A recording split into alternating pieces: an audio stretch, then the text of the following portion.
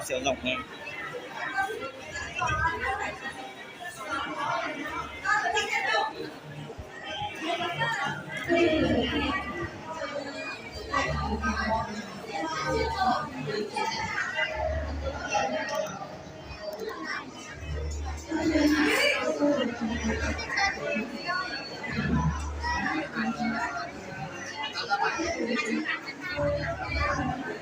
Người ta để bột nhớ rồi.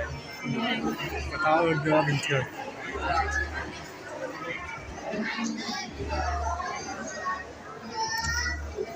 Của tao là chống tăng ghi mà. Nhớ trong ấy. Chắc trong bài ghi.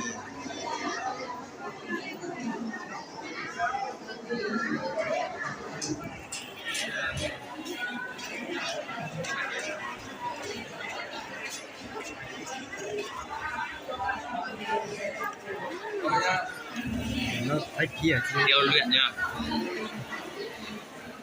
Hỏi gì đó. Bây giờ người quen à? Đâu?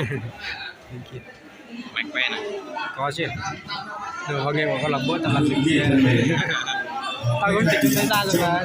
Những cây cụ biểu tượng cho đời sống văn hóa, tín ngưỡng và tinh thần của đồng bào dân Mông. Quý vị thân mến, tiết mục múa khen do nghệ nhân Lý Sao Phẩu đến từ xã Bản Phố trình diễn. Nghệ nhân Lý Sao Phẩu hiện nay đang là một người thầy truyền dạy lại các làn điệu khen cũng như các điệu múa khen cho thế hệ trẻ, con em đồng bào dân tộc Mông tại xã Bản Phố cũng như là các địa phương lân cận.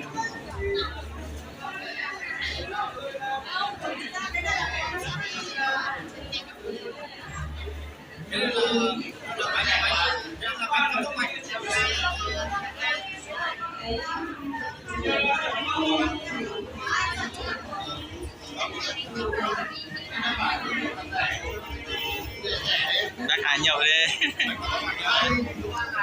Thế ta đứa xem.